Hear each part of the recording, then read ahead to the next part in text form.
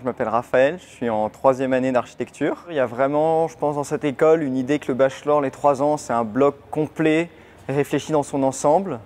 Donc 1re, 2e, 3e année. Donc il y a certaines matières qui se continuent, comme l'histoire, la théorie de l'architecture, qui sont vraiment continues sur toutes ces années, ou la physique aussi. Et puis après, à l'intérieur de ce bachelor, il y a vraiment une volonté d'apporter les fondamentaux de l'architecture. Donc histoire, théorie, comme je viens de le dire, mais aussi évidemment la pratique du projet qui se fait dès la 1re année. Il y a aussi des questions de représentation avec art de la couleur, art du dessin.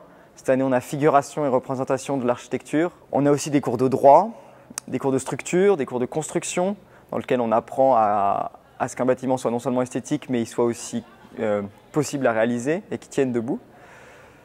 Et puis une fois qu'on a fini ce bloc de 3 ans qui nous permet normalement le kit de survie un peu amélioré d'un architecte, on part 1 an en stage, donc on doit vraiment faire 12 mois de stage.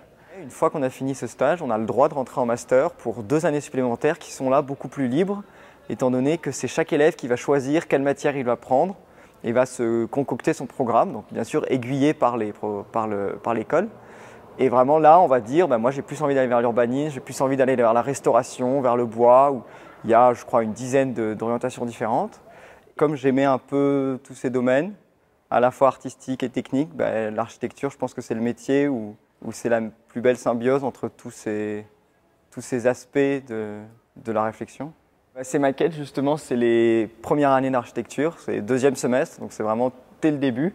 Et chaque ensemble représente un groupe d'élèves de à peu près 15-20 personnes, ça dépend des années. Et puis chaque personne a son projet. Et en fait, c'est des projets qui n'ont...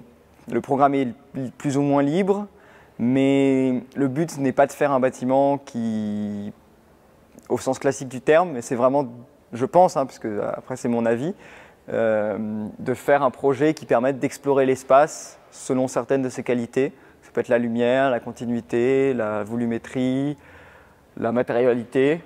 On a déjà une place de travail attitrée, on a un atelier maquette, on a des espaces d'exposition juste en dessous.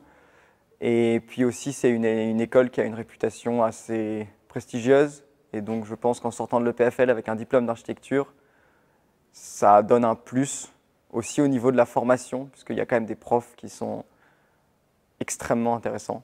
Et on en rencontre de plus en plus des profs, pas qu'on admire, mais on a vraiment envie de les écouter et de prendre leur savoir.